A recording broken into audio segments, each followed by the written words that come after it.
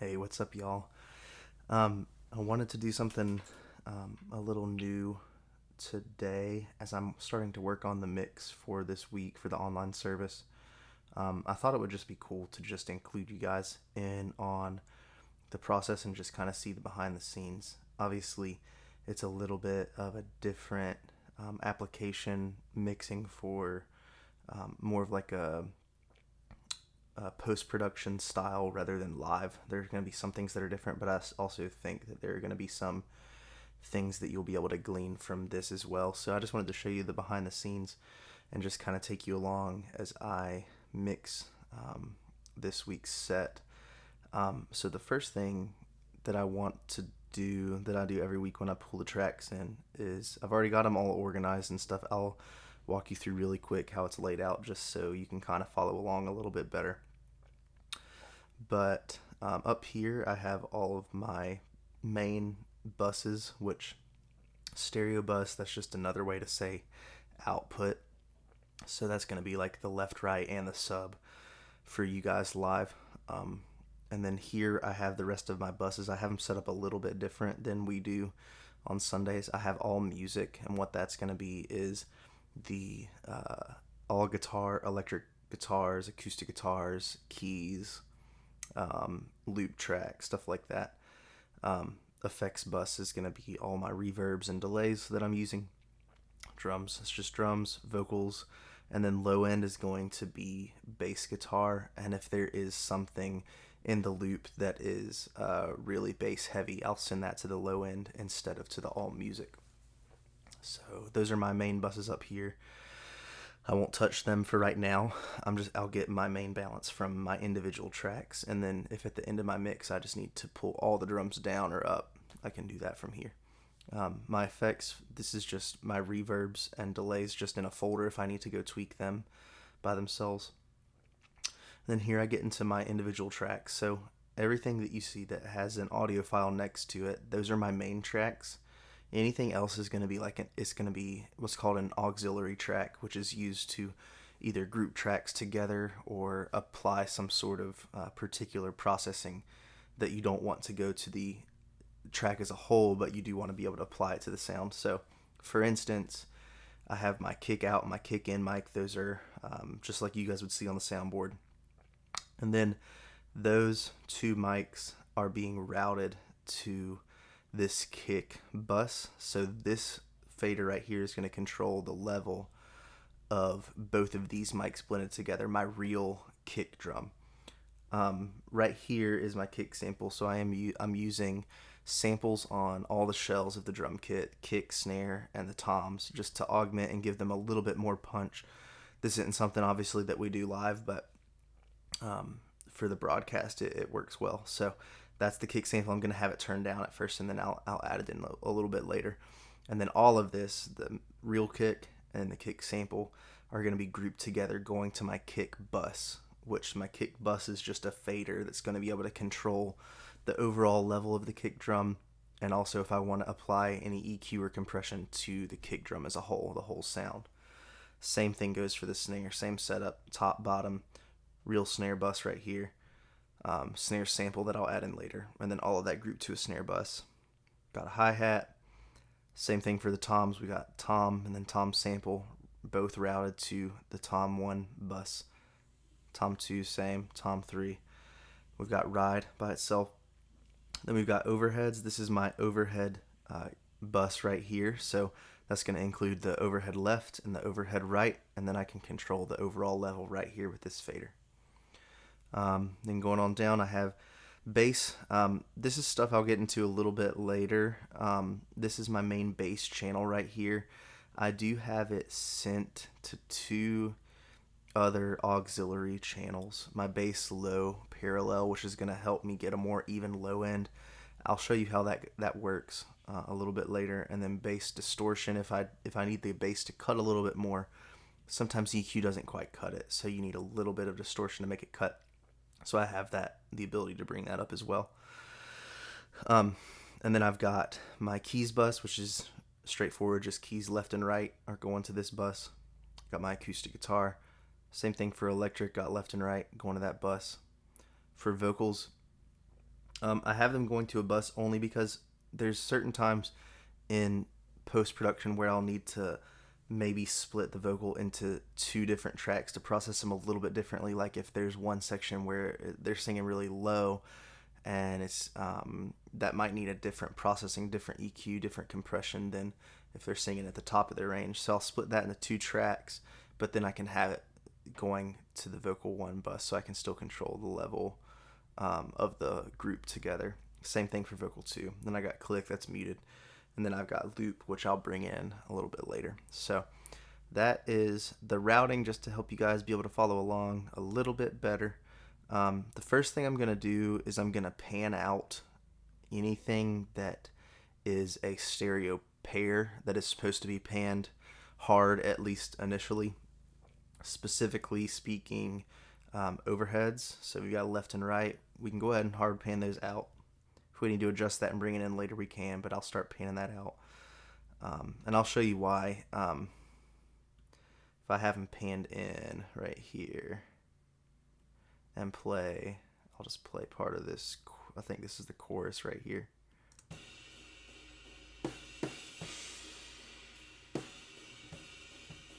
Okay, now watch as I pan out.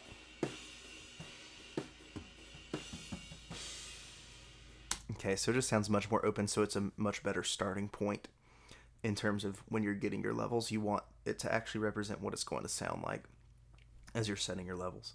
Other instruments are keys. Go ahead and pan those out hard. And then electric guitar, I'll go ahead and pan those out hard. Everything else I'll leave in the middle right now, and then we'll talk about panning in a little while. So right now I have all my tracks down to minus 20 decibels. That way it gives me plenty of headroom to start with. I'm going to go ahead and just play this chorus, everything together, and I'm going to just get a general level balance. That's going to be the first step, is just to get just your levels set before you do any kind of processing. That's super important, because that'll kind of determine what you need to focus your time on. So I'll go ahead and play it, and I'll go ahead and get my rough balance. And I'm gonna, when I'm setting this rough balance, I'm gonna go from kind of most important to least important. So I'm probably gonna start getting my vocal level first, because that definitely needs to be heard very well throughout the song. And then I might move to drums, and then bass, and then so on. Move from there. So go ahead and start, and I'll bring up the lead vocal first.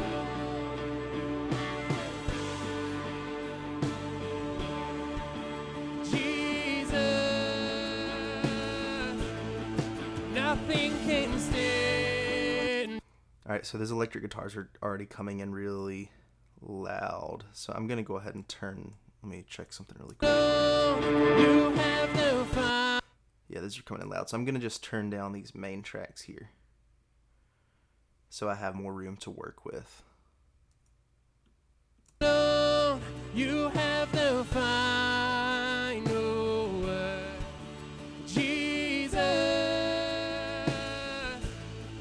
nothing can stand against. No power in life or death can separate.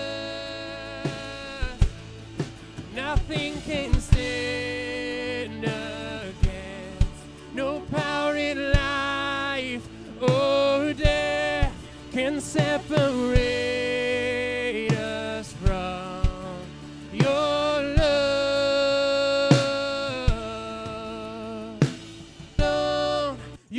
Okay, let's check something really quick to make sure this snare's in phase. This is something you have to check sometimes. Listen here to, I'm gonna flip the phase on the bottom snare mic right here with this phase invert button. You should be able to tell that one sounds better than the other. Let me pull up the bottom mic just so you can hear better.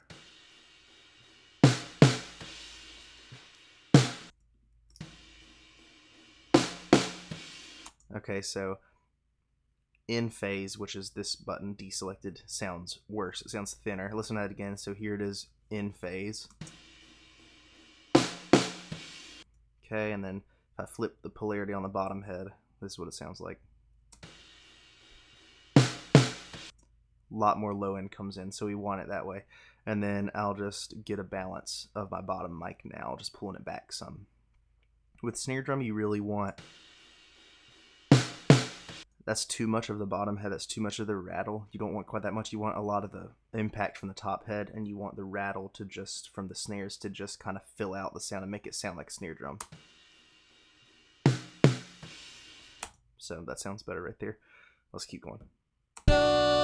You have the final word, Jesus. We'll come back to the hat later where we have a spot that actually has hi-hat being played. You have the final word, Jesus.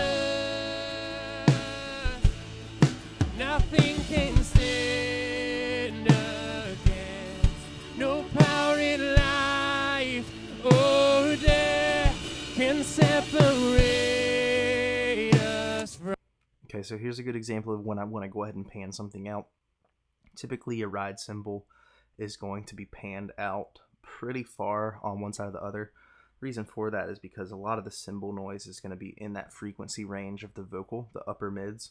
So if you have too much ride cymbal right in the middle of the stereo image, you're going to be getting in the way of the vocal. So we're going to pan that out. You have the final word, Jesus. Nothing can stand against, no power in life or death can separate us from your love.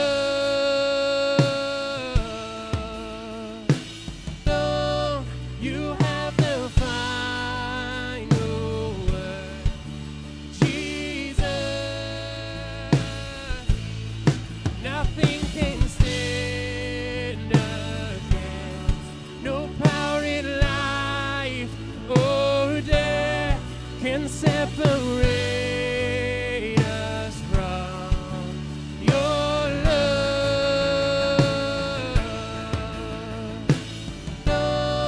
You have the final word, Jesus. Nothing can stand against, no power in life or death can separate us from your love.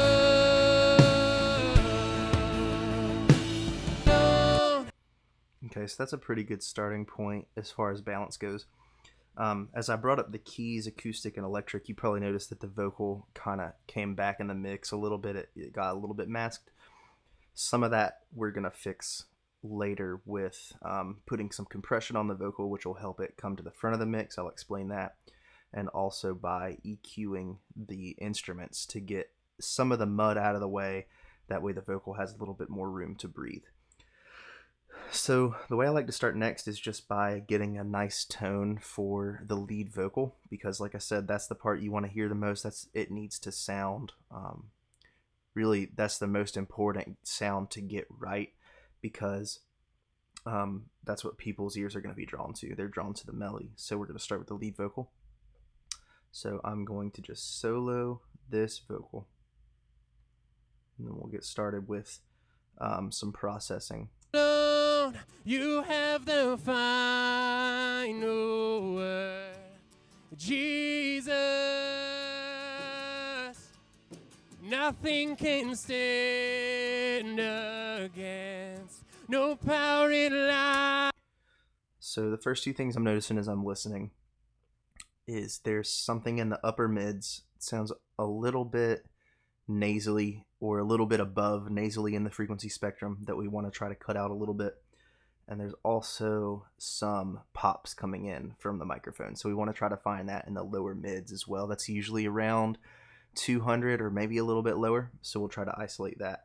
So that's the first thing we want to do, is just fix some problems with EQ. Before we do anything to enhance the vocal, we want to fix any problems we might hear. So I will go ahead and do that.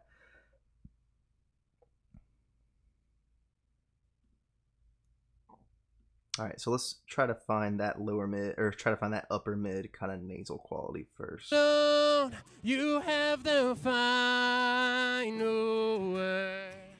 Jesus. Hear it right there. That's like 1800, 1.8K. Listen when he says Jesus, it really jumps out there. Lord, Jesus. Nothing can stay. Okay, so let's go ahead and cut that a little bit. Lord, you have the final word. Jesus, nothing can stand against. Let's do it before and after. Here's before. Lord, you have the final. After. Lord, you have the final word. So I think after listening to it, I can actually widen it and lower it a little bit. Let's see what this does. Lord, you have the final word. Jesus, nothing can stand against. No power in life or. Okay, I think it's actually more around like 1300. Let's try this. Lord, you have the final word. Yeah, that's better. Here, let's do it before and after. Lord, you have the final. After. Lord, you have the final word. It's subtle, but it's a little cleaner. Okay, let's try to find the lower mid pops. Let me find a bad pop really quick. No power in life. There's one power. No power in against. No power in against. No power in against. No power in against. No power in against. No power in against. No power in against. No power in against. No power in against. Okay, that's better. You're not going to get rid of it entirely, but just try to eliminate it as much as possible. And the last thing for the vocal at this point is I'm going to bring up a high pass filter just to filter out any low end rumble that's going to come in. No power in against. No power in against. And to do this, usually you want to find the lowest part of the song to make sure you're not cutting out anything that is needed. So I'm going to find the first verse, kind of hear that. Your promises, I found it in the honor of your name. The voice that spoke. So you hear when I get up there, it gets thin. So that's what you want to do. You want to try to find where it gets thin and then back it off a little bit. Creation's birth said we would rise. So about 100 is good. Let's keep listening to this verse because I'm hearing some different kind of mid-range stuff that we might need to cut out. Promises, I found it in the. It's kind of a boxy sound. I'll show you. I'll isolate it. Show you guys. Let me thin this out a little bit so we have some room. Promises, I found it in the honor of. That kind of stuff right there, around 500 to 600. So we want to cut a little bit. Let's try this. Promises, I found it in the honor of your name. The voice that spoke creation's birth said we would rise again. There are promises, I found it in the honor of your name.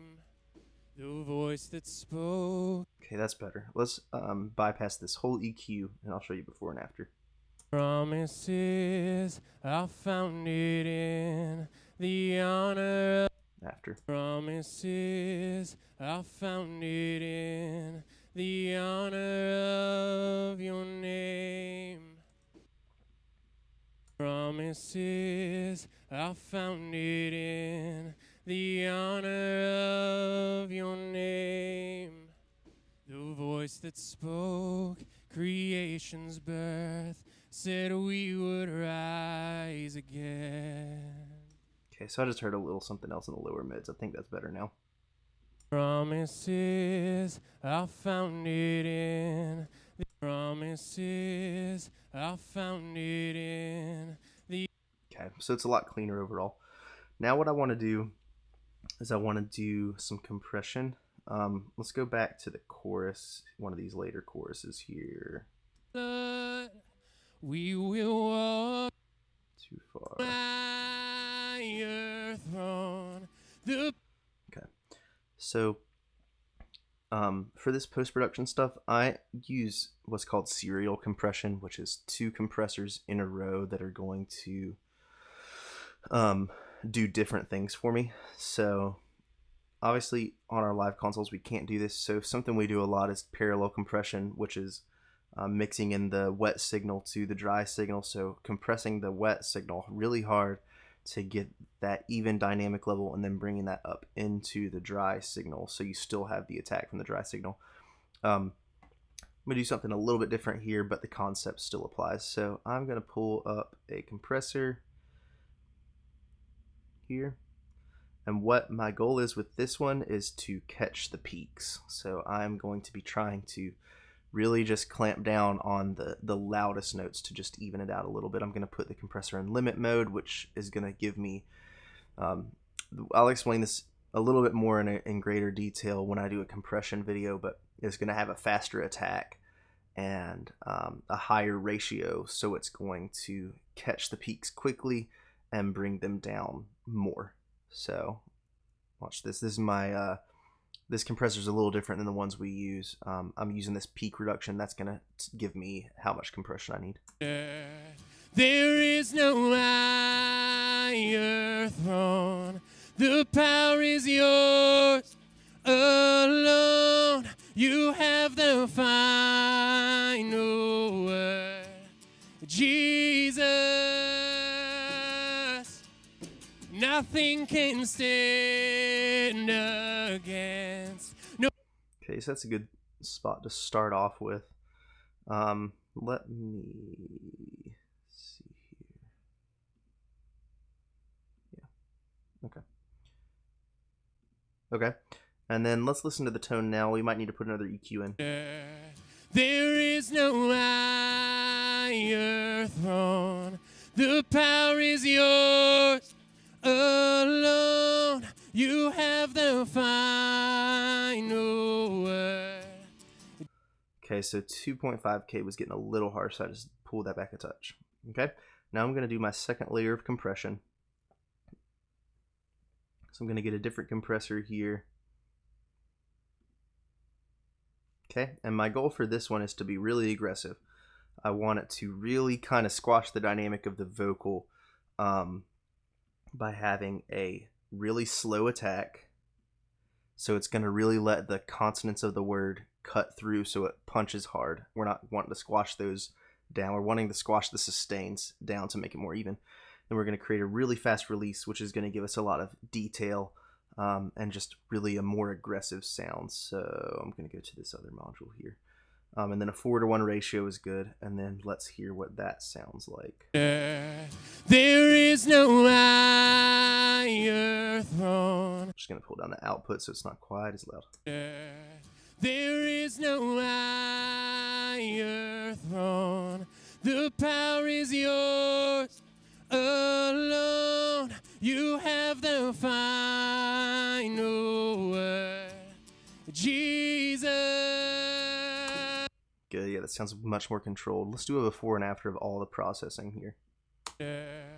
There is no higher throne. The power is yours. And then after. There is no higher throne. The power is yours alone. You have the fire. Okay, that's a good starting point. We might have to go back and adjust the low frequencies a little bit because they started poking out a touch, but we'll check that in the verse a little bit later. So we've got lead vocal. The only thing I want to do now is just add a touch of reverb. So I have these bus sends right here on the channel strip. Got this one sending to a vocal verb, and this one's sending to a vocal delay. So I'm just going to send it to a little bit just so we have some context as we're building the rest of the mix. There is no higher throne. The power is yours alone. You have the final word. Jesus, nothing can stay. Okay, that's good. Let's move on to some drums.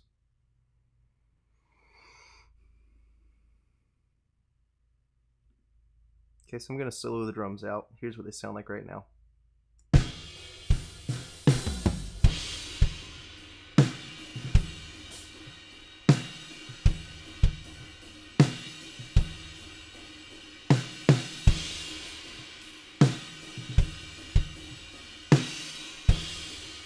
Okay, so they sound pretty good.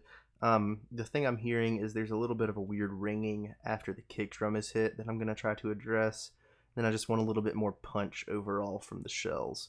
So I'm actually going to start with the overheads, because if you have overheads set up, this doesn't work as well if you have under cymbal mics set up where you're running sound, but if you have overhead mics set up, they are going to give you an image of the entire kit. So you want to get that right first, because that's your picture of the kit, and then you want to fit your close mics in within that. That doesn't mean that the overheads are going to be louder than your close mics. It just means that it's going to give you context for when you are mixing your close mics. So here's the overheads by themselves.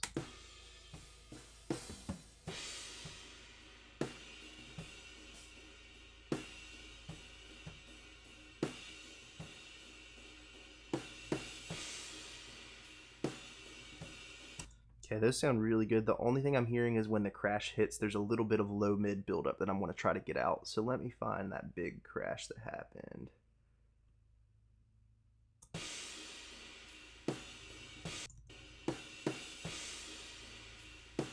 Okay, let's find that.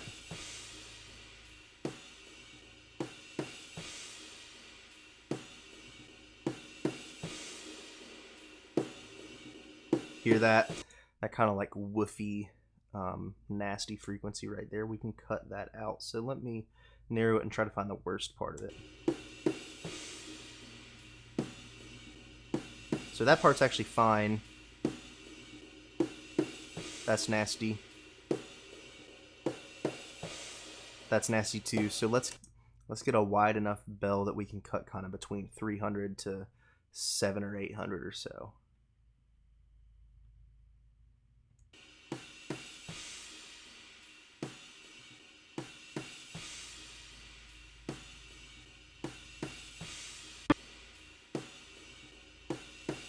Before, after, a lot cleaner. Let's cut some low end just in case we're getting some buildup down here.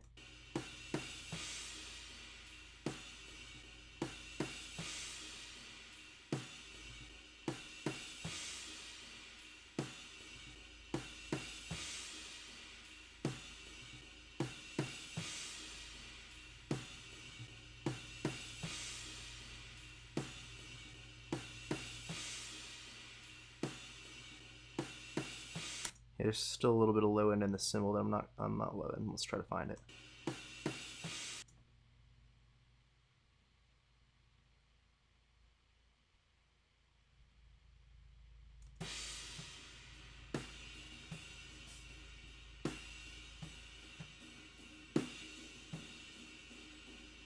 Right there.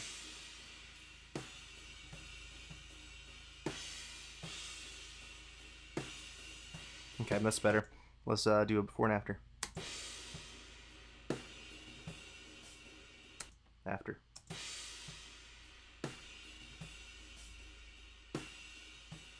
Okay, it's a lot punchier. Let's move on. Let's try to get some of the shells in here. Actually, let's get the ride in here, since that's part of the cymbal sound. This mic's going to sound a lot different because it's a close mic, so we'll probably have to take out a lot of it.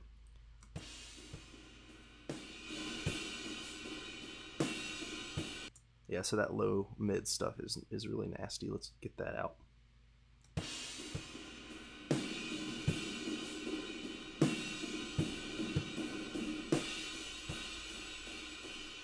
Do a high pass.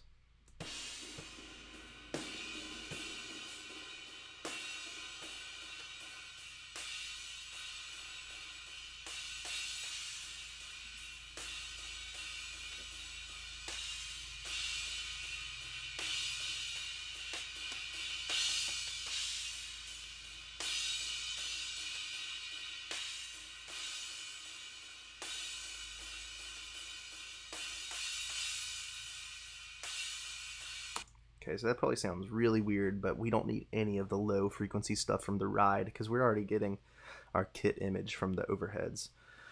So I just pulled out everything that we don't need. The ride cymbal's really just giving us that nice wash up top. And then I just took out a little bit here because it was getting a little harsh. So let's pull that in with the overheads and see what we get.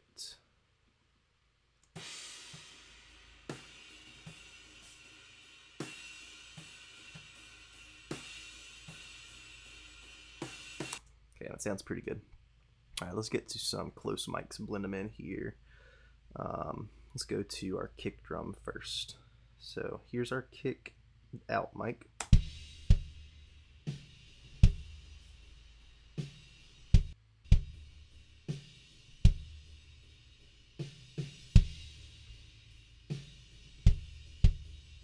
Sounds pretty good. It's a little ringy, so what I'm gonna do here is put a noise gate on it. There is a noise gate on our consoles that you can utilize for drums. It's really helpful. I'm gonna use one that's a little bit different. So the way this will translate to the one on the console is this is your threshold knob right here. So you'll see when I play audio that the meter will jump up. We want to only let through the kick drum, and then it cuts off everything else. So that's that. And then here is your range is how much it's going to cut it. Let's just have it cut all the way down. This is your release. So this is what we're going to adjust to get the tightness that we want from our kick drum. So longer release is going to let the tail fall off slower. Fast release is going to be really tight and punchy sounding. So we'll kind of find a middle ground. We don't want it to be so tight that it chokes the life out of the drum, but we want it to be tight enough to where we don't get any weird rumble after the kick happens. So let's try to get this set. And then this is your side chain filter up here, which means it's not going to react, the gate's not going to react to high frequency content. So let's try to dial that in too.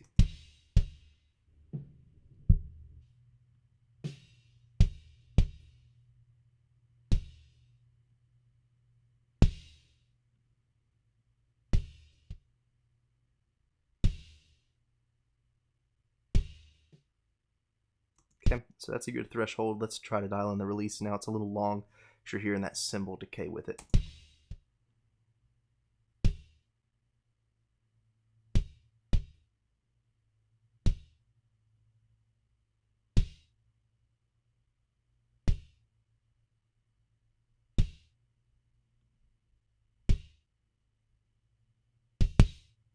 Okay, sounds good. Now let's check out the kick in mic.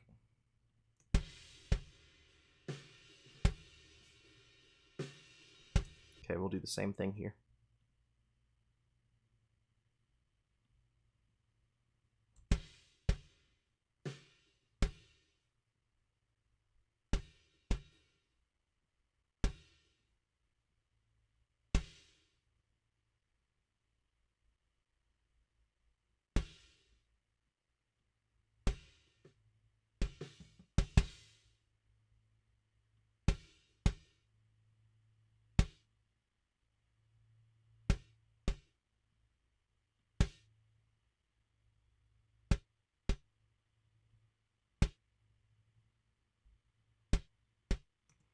Okay, so it might sound like I choked that one a little bit, but we only need the kick in mic for our attack, so we don't really need the sustain from that one. So now let's blend these together, and then we'll work on some EQ on the entire kick drum as a whole.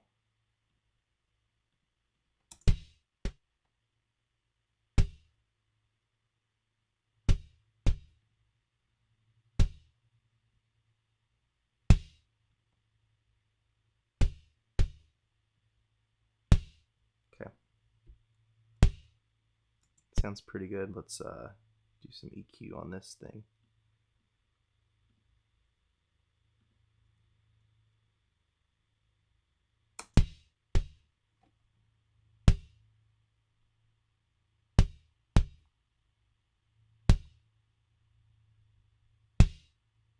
Okay, so I'm hearing something a little weird in the mids.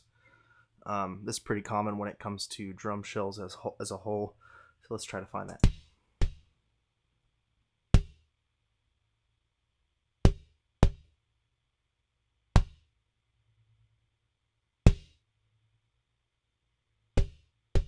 Yeah, it's right there around that 400 to 500. Let's cut that out a little bit.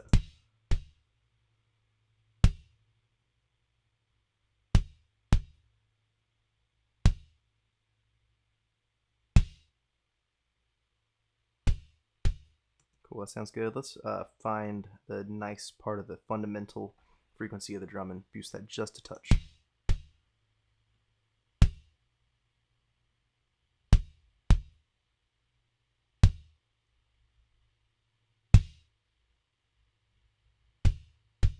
So we have a choice here. There's like the punchy frequency of the drum, and then we also have a sub frequency that we can try to choose between. Here, let's take a listen between the two. Here's the punchy one.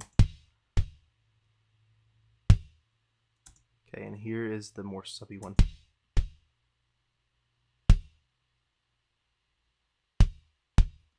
I like both of them, so I'm going to boost both of them just a touch with smaller bands.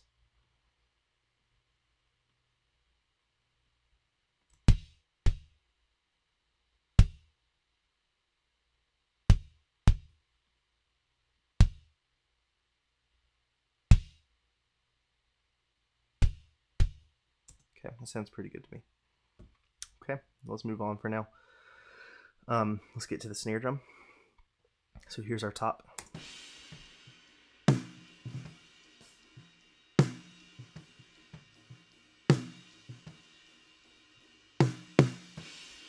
Okay, so we're definitely going to gate this top one. We might not gate the bottom because he does, the drummer does some nice grace note type things that are soft but that we want to retain. But for the top, we definitely want to gate that because there's a lot of cymbal bleed coming in. Now let's pull up our gate again.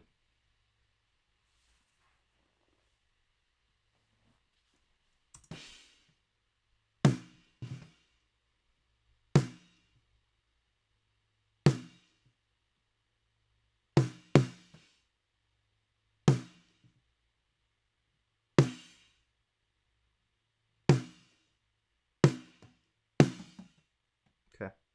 Let's maybe speed this up a little bit.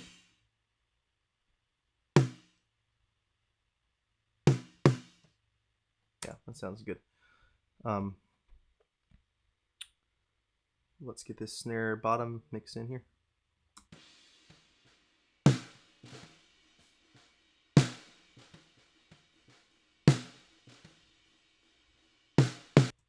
it's a pretty good blend. Let's do some EQ work on the snare as a whole.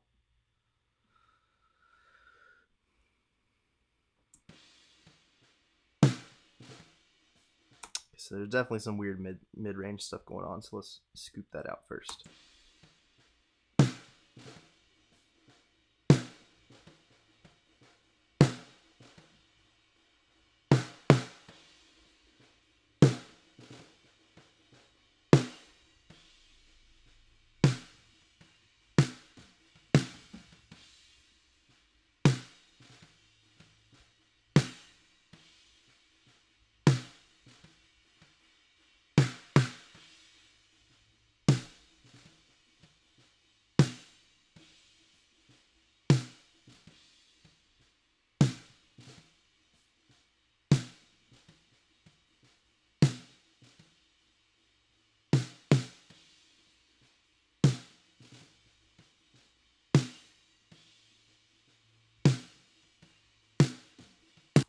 Okay, sounds pretty good. The snare bottom sounds a little weird, so I'm going to EQ that a little bit by itself.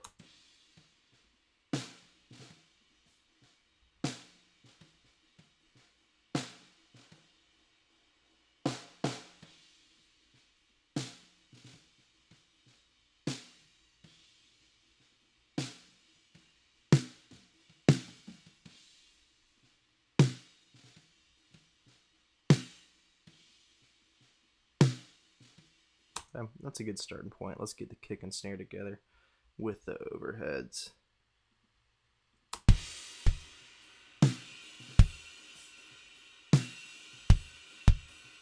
A little bit too much attack on the kick drum, so I'm going to pull down the kick in mic. A lot of it's coming from the out mic, actually. Let's figure out what that is. Let's maybe check the attack on the gate. Yeah.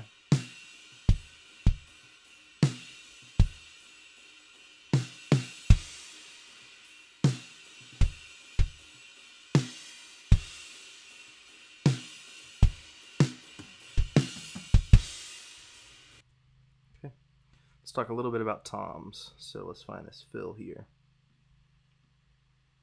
Nothing can.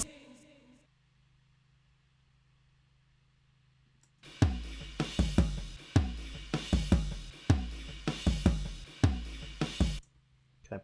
We definitely want to gate the toms here. So let's start with tom 1 mic. Pull open our gate. I already had something set. Let's see how it works. That works fine. Same for tom 2. Let's see.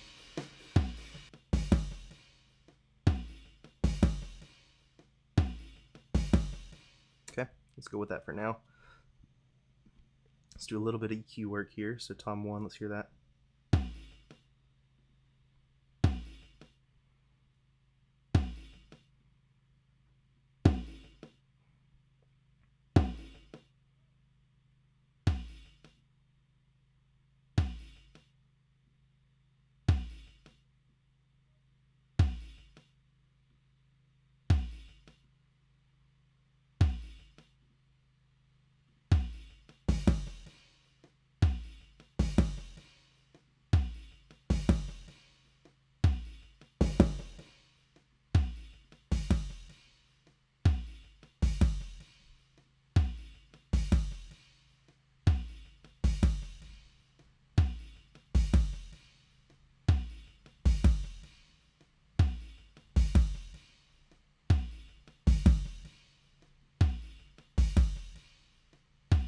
Okay, that'll work as a starting point here. Let's hear our whole drum kit. We'll get to tom 3 later. That it didn't hit during that time. Let's see here. Drums. Solo them.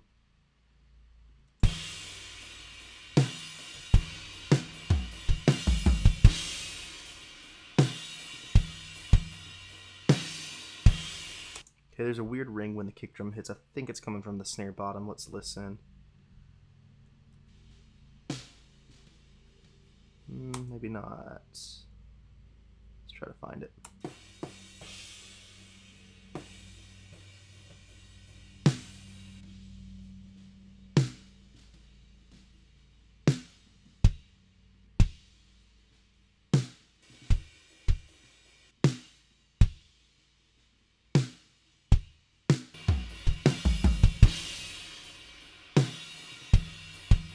Yeah, it's tom 3. So since we're not using that one right now, I'm just going to pull it down until we get to it. Let's hear the drum kit now.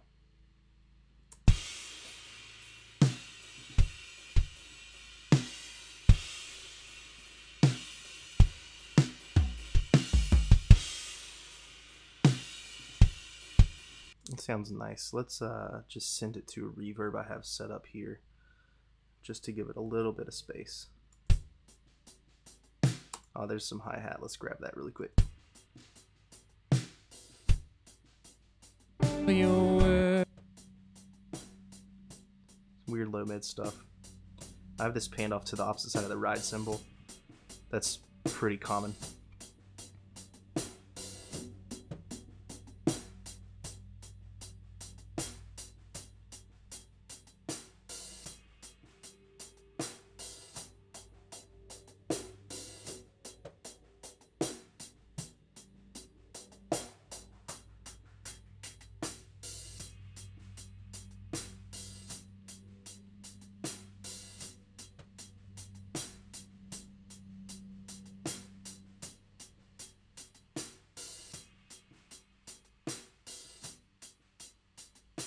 I just cut out a little bit of the high end. It was getting a little harsh up there.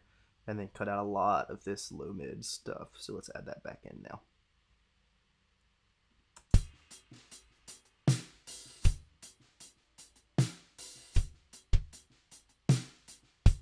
Cool, that sounds good.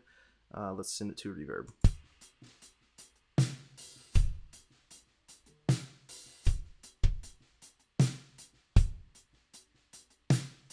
Okay, that's good for now. We'll probably send the snare and the toms to a longer, bigger reverb later, but for now that will work just fine. Let's bring in our drum samples that I was talking about for the kick and the snare. For right now, we'll hold off on the toms for this moment. Let's bring in the kick sample first, so you'll kind of hear it. I would be totally happy with this drum sound as is, especially for live, but for post-production, I like to add a little bit more punch. So here's that kick sample coming in.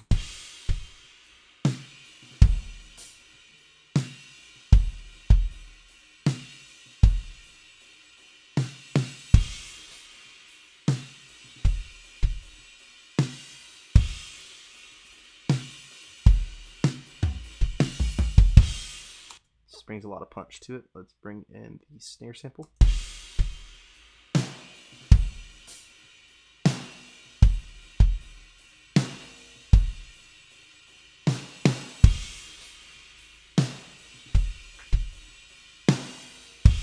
Okay, it sounds pretty good. There's something weird in the kick.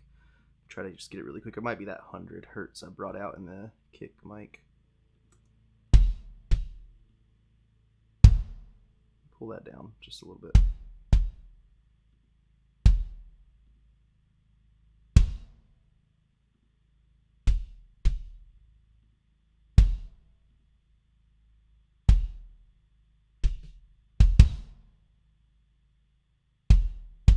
Sounds good. Let's get the drums.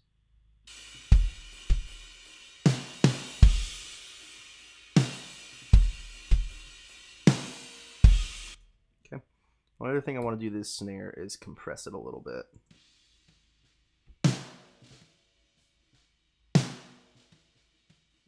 Let's see here.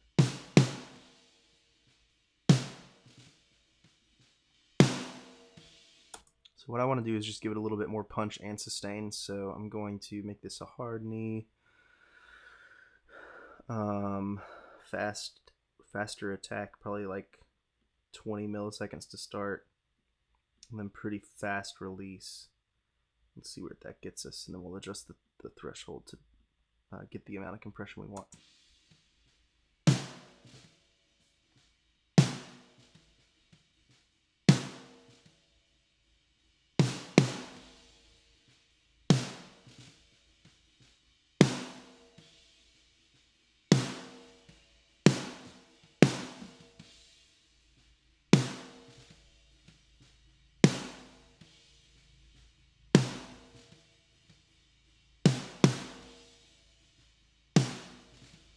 Okay, here's a before and after. It got a little bit punchier, and the ring, the sustain, got a little bit longer as well. Before.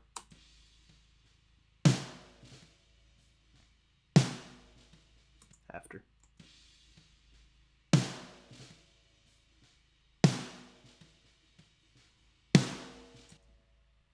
Cool, that's better. Let's hear the drums one more time.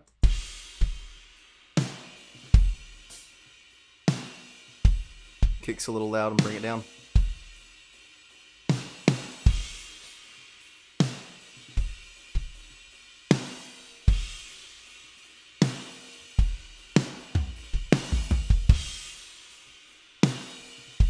Okay, that's a good starting point for the drums. Let's go ahead and bring the bass in with that.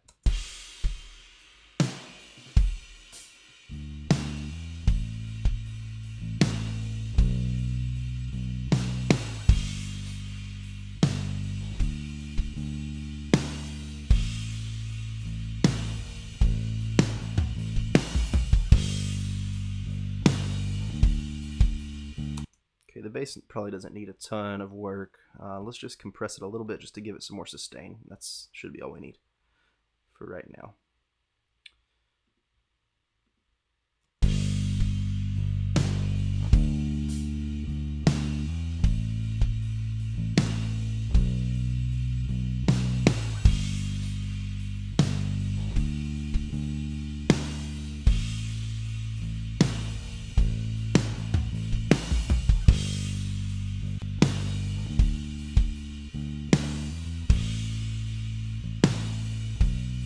So the compression just helps the low end come out a little bit better.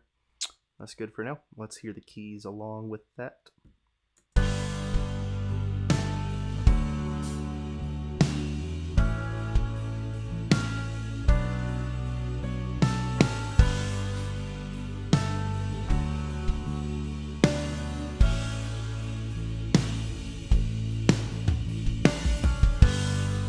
The only thing I hear is a little bit of weird low mids going on in the pad. Let me try to find that. Other than that, that sounds really good. So we won't have to do much to this either.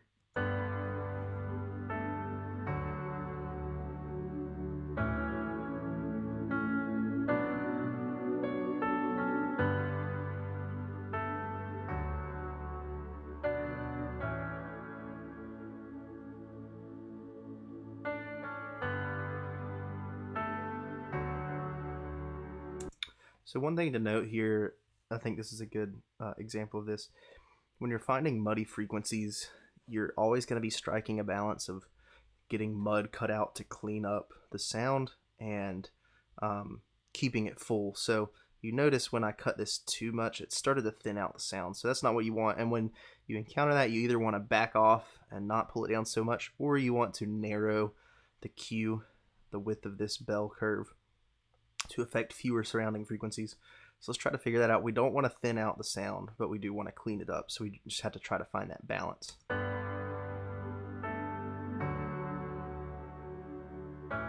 So that's where it got thin.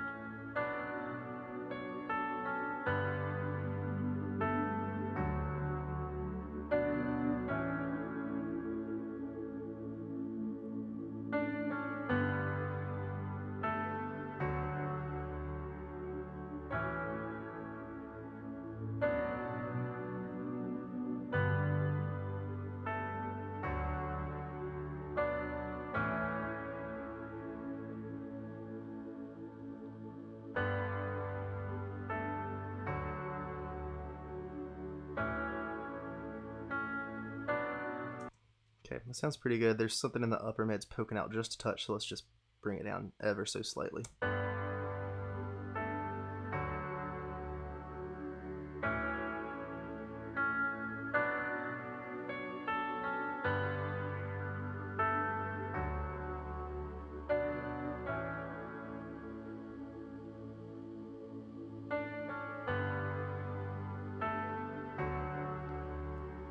It's better. Let's do it before and after.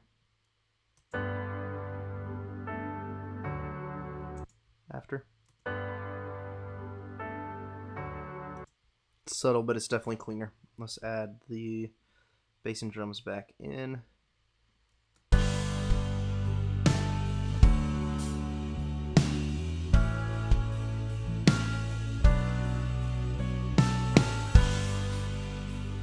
Okay, sounds good. Let's bring in electric guitar.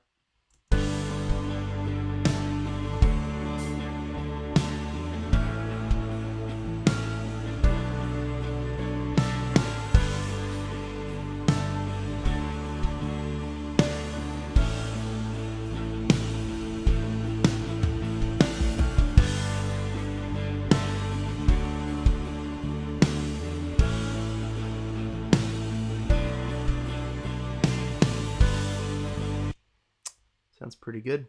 One thing here to note is that if you notice, I'll play it again. If you notice, the electric guitar is wanting to take over the right side. If you're listening in headphones, which I definitely recommend, the electric guitar is kind of taking over the right side a little bit. Even though it's panned equally, the right signal seems to be more dominant.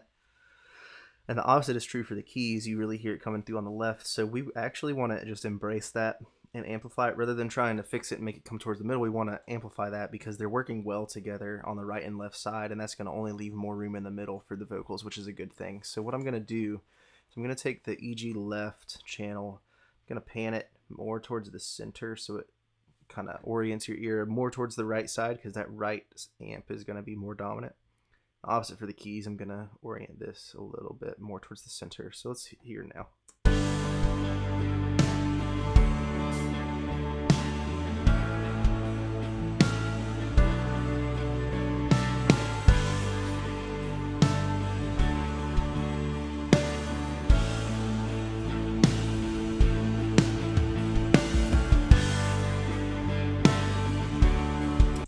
that sounds good.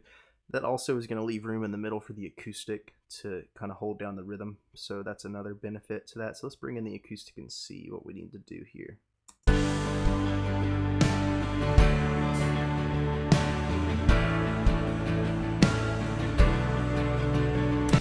Okay, so there's some nasty stuff going on with the acoustic. Let's try to find that.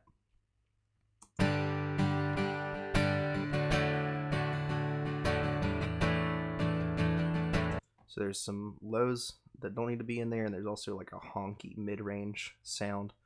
Here, listen to that again. Let's find that honky sound first.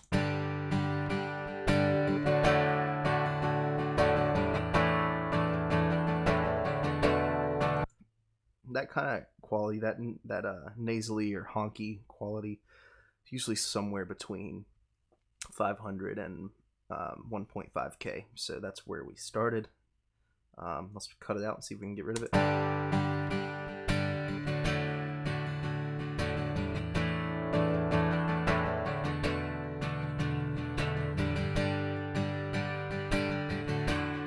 It's better. Let's find the low mid stuff.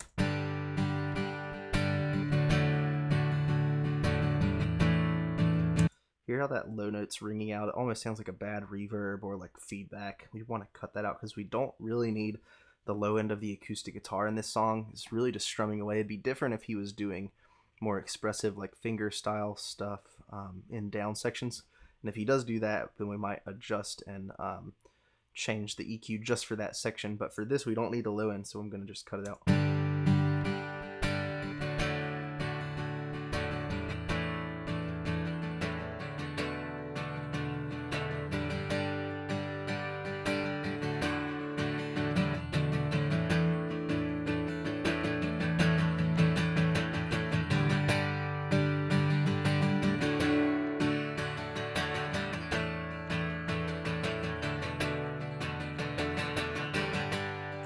Okay, so that definitely pulled out the nasty mid-range stuff even more, so we'll have to find that.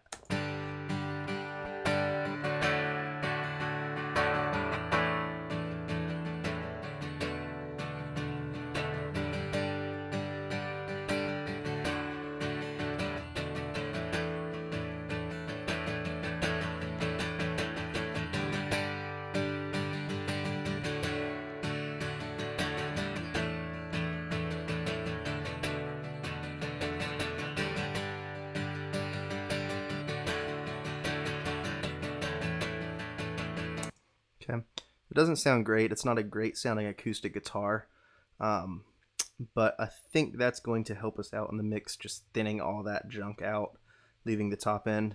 It doesn't sound great, but I think it's going to work in the mix. Let's hear it one more time.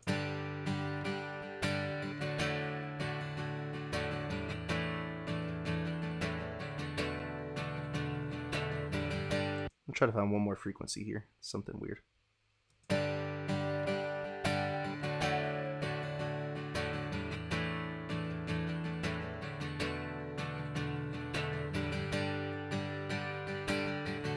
I think that'll work. Now what I want to do is compress it a little bit so it stays really even. Since the acoustic's acting like a rhythm instrument, we want it to be really consistent and even, and not be jumping around all over the place dynamically. It's played pretty well, so it's not jumping around a ton, but we do want to just control it a little bit. Good place to start with acoustic is we want a pretty slow attack, because think about it this way: the faster your attack, the more it's going to squash down what's called the transients of your sound. So a faster attack is going to mean it lowers the volume of the front of the note. If you think about an acoustic, you get a lot of that pick noise right at the beginning of the note. That's where you get your percussion sound. So you don't want to squash that down. That's actually the part that you do want in a song like this. So we want to slow down the attack to let that through. A slower attack means it's going to take, like if I have a attack time of 25 milliseconds, it's going to take 25 milliseconds for the compressor to kick in after the signal goes above the threshold. So we want to allow that attack to go through and then have the compressor squash it down. I'm going to go even a little slower, maybe like 40 milliseconds to make sure I don't squash the transient. That's probably fine to start with the release. And yeah, let's see where we get with this, and we'll lower the threshold as we go.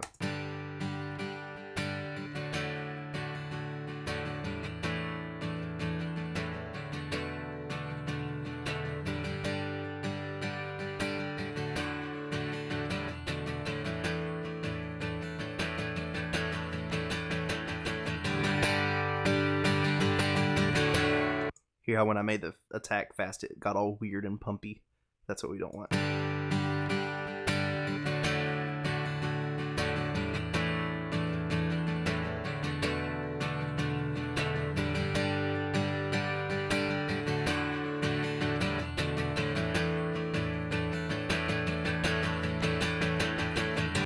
Kind of liking that slightly. That's like a medium attack, about 5 milliseconds. I'm liking that. Let's get another EQ though and clean a little bit more out. A lot of times that'll happen if you EQ something and then compress it.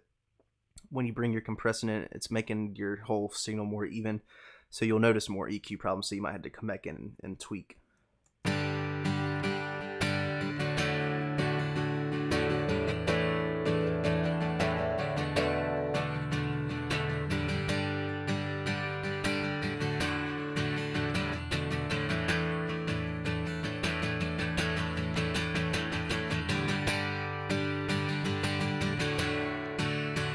It's a lot better. Let's do before and after the whole processing.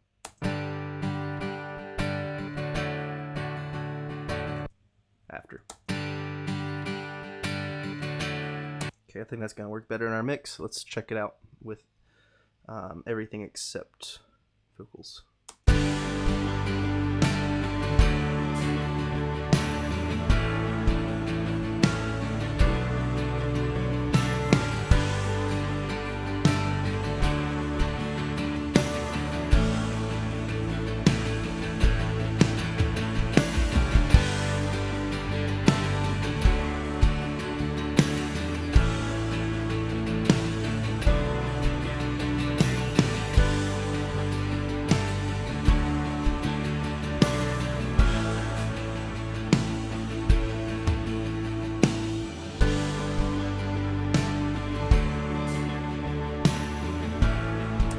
Okay, that's coming together. Let's bring vocals in, see where we're at. The power is yours alone. You have the final word. Jesus, nothing can stand against. No power in life or death can separate us from your love. By your throne, the power is yours alone. You have the final word. Jesus. It's pretty good. I just pulled out a little bit of the upper mids because the vocal was a touch harsh when I brought everything in. And I think the vocal's a little bit loud now, so we can tuck it back a touch in the mix. The power is yours alone. You have the final. Okay, let's get the harmony going. We haven't done any mixing on any processing on this yet, so let's hear that. It'll be pretty similar to what we did for the lead vocal. Higher throne, the power is yours alone. You have the final word, Jesus. Nothing can stand against. No power in life or death can separate us from your love. Higher throne, the power is yours alone. You have the final word, Jesus. Nothing can stand against. No power in life or death can separate us from. One thing you want to do when you're setting processing is making sure that you're not fooling yourself by making things louder. So that's why I just turned down the output on here. I didn't want when I was A-Bing it to just be louder, because to our ears, louder is always going to sound better, even though tonally it might not be better because of the processing. So we want to lower our output to make sure we're having an even level, to make sure that our processing is actually helping. So I think this did help. It evened out the vocal quite a bit and cleared out some mud. Let's do A-B one more time. So here's before. Higher throne, the power is yours. After. Listen to the dynamics, how everything sounds more even. Higher throne, the power is yours. Alone. Okay, that's good. And let's bring it into the reverb. Higher throne, the power is yours. Delay. Alone. You have the final word. Jesus. Gonna add a little bit of top end to this vocal. It needs some sparkle. Higher throne, the power is yours. Alone, you have the final word. Jesus. It's better. Nothing can stand. Here it is with everything. The power is yours alone. You have the final word, Jesus. Nothing can stand against. No power in life or death can separate us from your love. Higher throne, the power is yours alone. You have the final word, Jesus. Nothing can stand against. Okay, I think that sounds pretty good. I'm gonna pull the drums down just a little bit. And then I'm gonna show you one more thing. On the stereo bus, I'm gonna do a little bit of processing. I'm going to do a touch of EQ to the whole mix and a little bit of compression to the whole mix.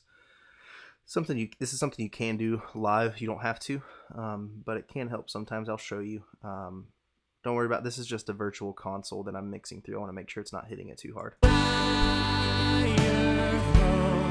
The power is yours alone. You have the final word. Okay, I'm gonna pull in an EQ here. Let's see what we want to do here. Let's listen to the whole mix. The power is yours alone. You have the final word. I'm gonna pull up a little bit of top end.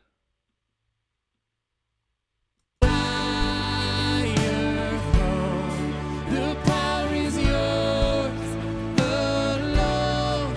You have the final word, Jesus. Nothing can stand against. No power in life or death can separate us from your love.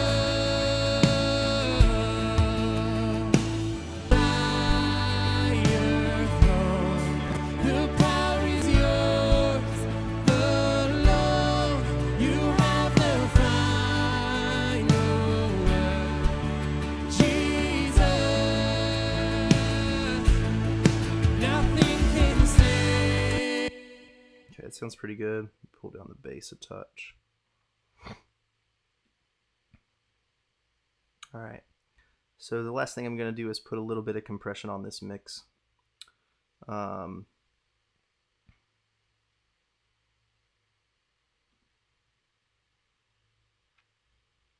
right, so this compressor looks different than what you'll have on the console, but it's the same concept. You have a threshold knob, attack and release, ratio, auto release button. You won't have that, but that's okay.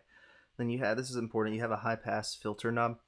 This isn't going to high pass filter your mix, taking a low end out. What it's going to do is in the detection circuit of the compressor, it's going to high pass that signal that the compressor is using to know when to compress. So if I high pass it, it's not going to react to the kick drum quite as much. And the reason for this is because our ears don't, our ears react more to mid-range sounds than they do to super, super highs and super, super lows.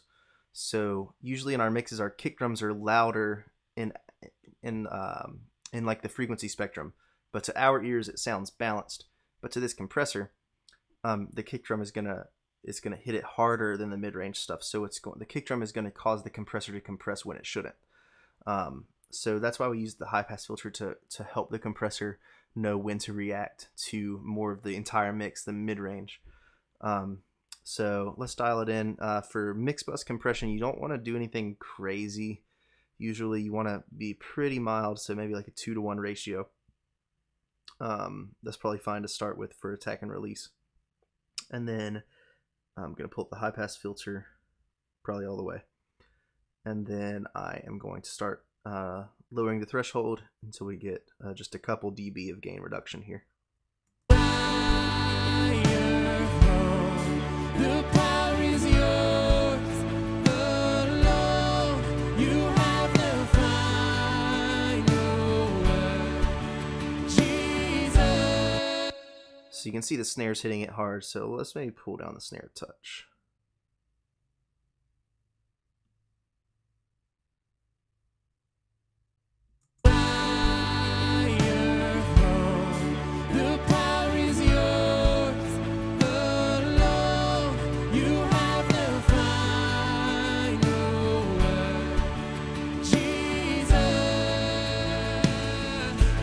Snare's still hitting hard, so I think it's a compression thing. Let me put a limiter on this snare. A limiter is just going to chop off any loud peaks in a really natural way. So let's get a limiter on this snare.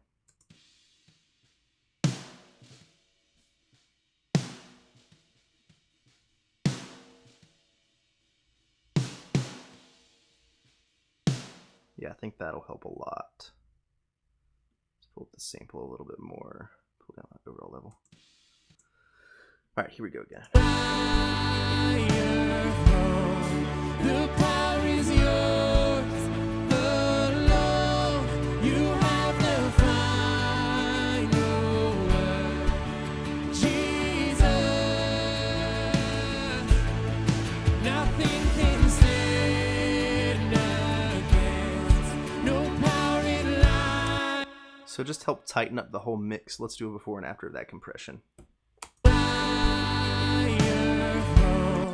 We do need to apply some makeup gain, so it's even volume. Since we took about 2 dB off the mix, we want to add it back after the compressor.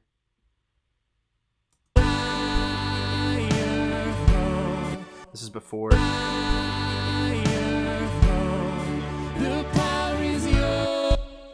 Here's after. The power is yours alone. You have the final. So it really just brought the mix to life.